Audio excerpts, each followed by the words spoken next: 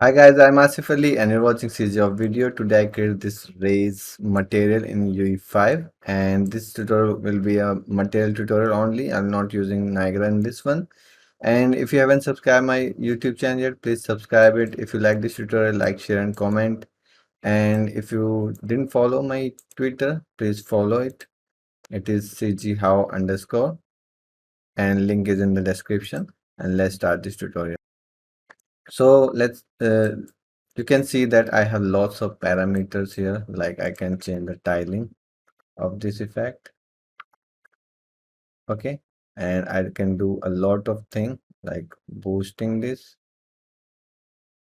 okay?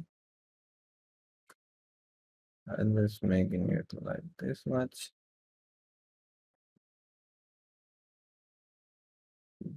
I think. Okay, so like this, I have lots of things. And the idea I used from my last tutorial, this raise in UE5, and this is also very quick material I use in Niagara, but I use that same thing here just to make this thing. And it looks cool. I didn't use Niagara. It is still looking cool in material.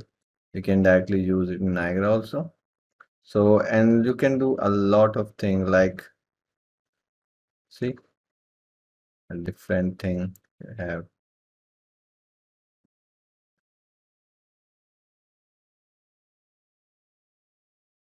See,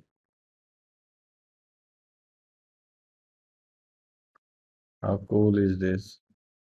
This is really cool thing. Okay, so I'll just make it 0 again.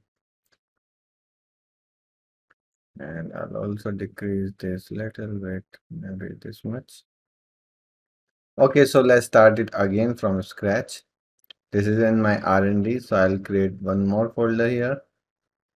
And yesterday, if you watch this tutorial, this 9 minutes, I'll do the same thing. This effect I'll create again, then we will convert that effect into this new effect. So, material. And what I did yesterday, I took a texture, aura texture,